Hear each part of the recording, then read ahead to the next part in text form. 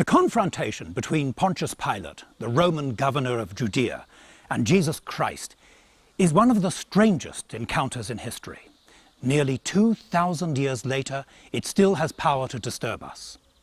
During the night, Jesus had been arrested by the chief priests in Jerusalem, and very early in the morning, they brought him to court. Pilate followed the usual procedure. What is the charge against this man? We found this man misleading the people, telling them not to pay taxes to Caesar, and claiming that he's the Messiah. Pilate knew what was happening. The priests were using him against someone they saw as a threat, and he did not care for it. He knew that the chief priests were jealous of the preacher, but from this moment, Jesus was in the custody of the Romans. The decision lay with Pilate, and Pilate alone. "Are you the king of the Jews?" said Pilate. "Your own people and the chief priests have brought you to me. What have you done wrong?" "My kingdom does not belong to this world," said Jesus. "So, you are a king then? You say that I am a king, and you are right. I was born for this reason. I came into the world for this cause, that I should speak for the truth." "Truth?" said Pilate. "What is truth?" Pilate decided he would not give way to the priests.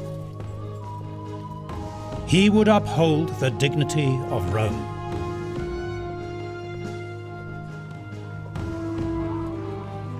"I find him not guilty." The charge against Jesus had failed. But the priests were not put off so easily. He creates unrest among the people, preaching all across Judea, starting in Galilee and all the way here. Galilee? That was Pilate's way out. Galilee was not his province. Galilee was under the rule of Herod Antipas. Let Herod make the decision. Let him serve the interests of the priests. It was perfect. And because Herod Antipas was visiting the city, the case could be transferred right away. It even served political purposes. Herod and Pilate had not been friends. This gesture by Pilate was a diplomatic compliment. It would serve him well and cost him nothing.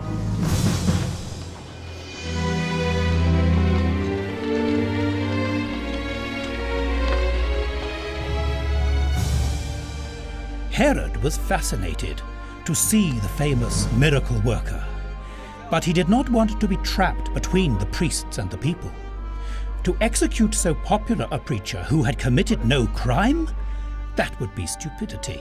He made fun of Jesus, dressed him in a gaudy robe, and sent him back to Pontius Pilate.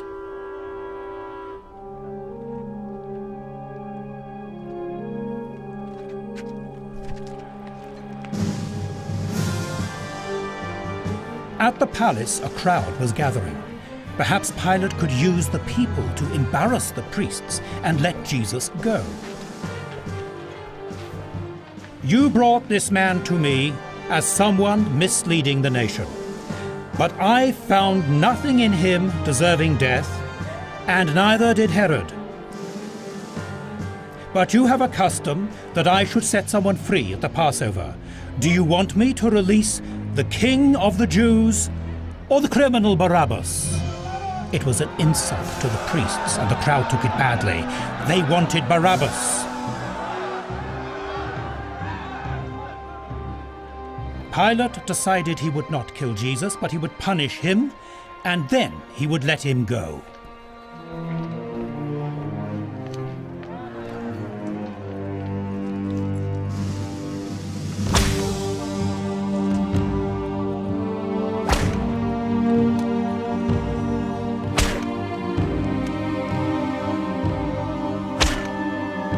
Pilate would show them the King of the Jews, Roman army style.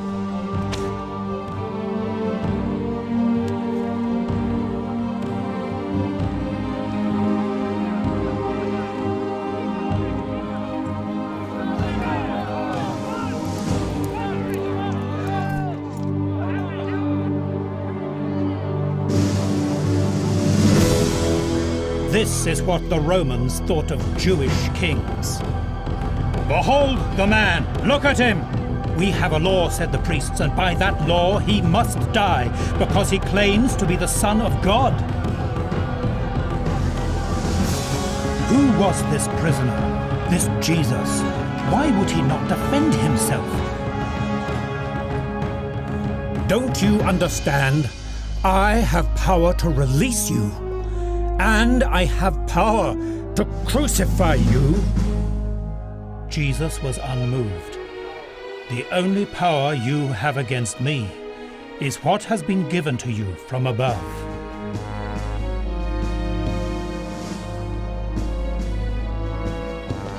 As Pilate came out, the priests were ready for him. "If you let this man go, you are not Caesar's friend. Whoever makes himself a king speaks against Caesar." Trouble with the emperor in Rome was the one thing Pilate could not afford. He took his place in the judgment seat.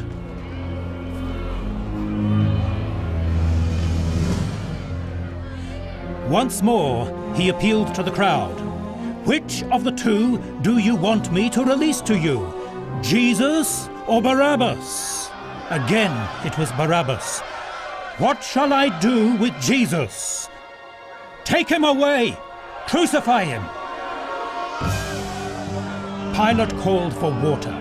If he could not beat the priests in their political game, at least he would make their victory shameful. But washing his hands was a meaningless gesture, and it changed nothing.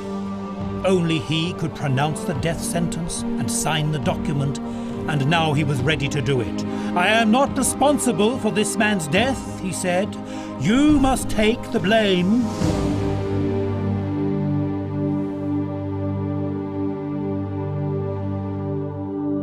What did Pontius Pilate think he was doing with Jesus? First, he acquitted him. Then he asked Herod Antipas to make the decision. And finally, he asked the crowd, "What will you do with Jesus?" And then he washed his hands as if that could change anything. In the end, the decision was his decision. It was Pontius Pilate who sentenced Jesus to be crucified. Well, that was 2,000 years ago. What about us? We don't have to make that kind of choice today, do we? But when Jesus Christ makes a claim on our lives to be our Savior and our King, sometimes his claim is in conflict with other interests. So what do? We try to avoid a decision. We don't want to reject him, but if we accept him as Lord, it could be inconvenient. So, what do we do?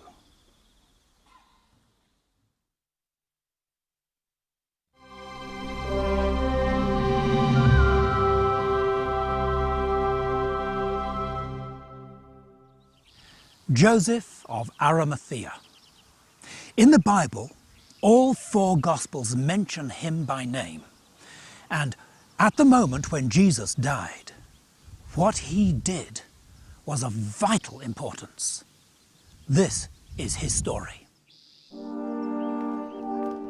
In the city of Jerusalem, Joseph of Arimathea was a well-respected public figure. He was a member of the Sanhedrin, the supreme court of the Jewish people. In his personal affairs, Joseph had been occupied with a special task which had absorbed much money and a good part of his time. Just outside the city walls, Joseph had prepared a tomb for his burial. It was cut out of the living rock, a long job for expert stonemasons. The door of the tomb would be sealed by a huge stone which could be rolled across the entrance. But Joseph had another interest. Jesus of Nazareth, a preacher from Galilee. Many people said he was a prophet. Some said he was the Messiah. Joseph believed in him and became a disciple, but he had to be careful. Jesus was critical of the religious leaders, and Joseph was afraid that if he took a public stand, he would be isolated. He would wait and see what happened. It was worse than he could have imagined. Jesus was arrested and accused of blasphemy. A trial by night was not legal, but it was happening anyway. If Jesus admitted his claim to be the Messiah, he would be condemned to death. The high priest Caiaphas put Jesus under oath. "Tell us, are you the Messiah?" Jesus replied, "I am." "Blasphemy!" shouted Caiaphas, "blasphemy!" It was too late. There was nothing Joseph could do to help him now.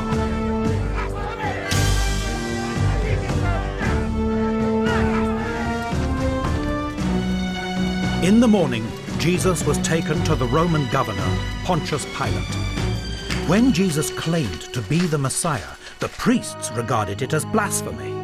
But the Roman governor could dismiss this as nothing more than religious talk, or he could see it as a political crime.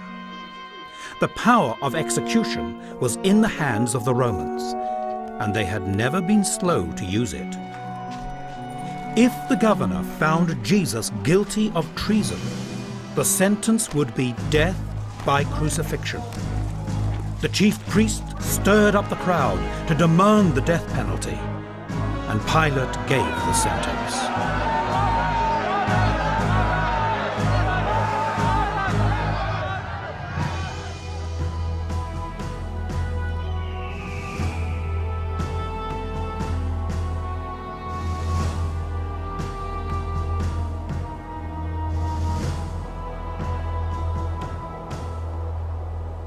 Death by crucifixion was shameful and disgusting. Near the cross of Jesus stood his mother and one of his disciples. The priests were there. Not content with having Jesus killed by the Romans, they took the opportunity to publicly mock his claims to be the Messiah. Joseph of Arimathea knew that an executed criminal could not be buried in a family tomb. There was only one thing to do. He must go personally to the Roman governor and ask for the body.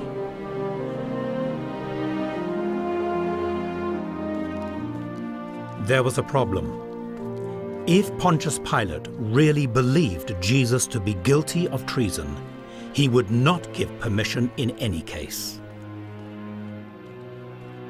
And this was not a good time of day to ask for an audience. Roman magistrates started work at dawn and finished about noon. The afternoon was for relaxation in the bathhouse before dinner. Joseph would not be welcome. When he came in and asked if he could take the body of Jesus for burial, Pilate was surprised that Jesus was already dead. It was also unusual for a man like Joseph of Arimathea to take such an interest in the death of a criminal. Pilate knew very well why the Sanhedrin had condemned Jesus, and when a centurion was able to confirm the fact that Jesus was dead, Pilate agreed for Joseph to take the body.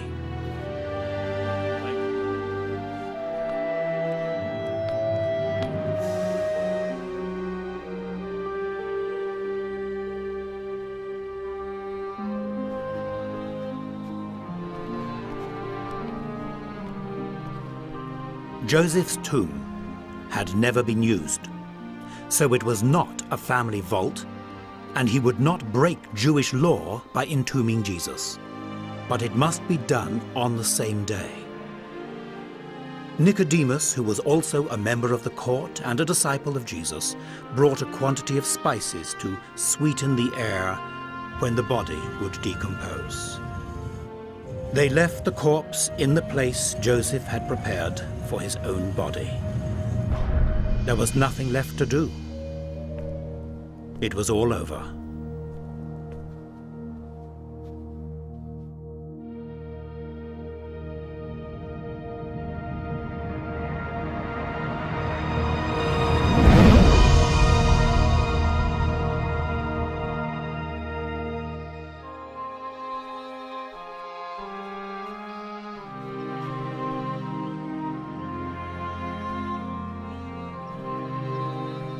Joseph of Arimathea was a secret disciple of Jesus because he was afraid of his colleagues. But when faced with a crisis, he came out into the open, no matter what the personal cost might be. And the tomb he had prepared for his own burial became the place where the power of death was broken. Jesus was alive, risen from the dead, meeting his disciples. The Bible does not tell us what Joseph of Arimathea did after the resurrection. But he must have gone to look at the tomb. After all, it was his tomb. I wonder what he thought and felt. And what are my thoughts and feelings when I know that Jesus is alive today? Well, I can be sure of this, that my own death will not be the end for me. Thank you so much for being with us in this second series of People Who Met Jesus. I do hope you'll join us again for the next series, which will be on the parables. God bless you.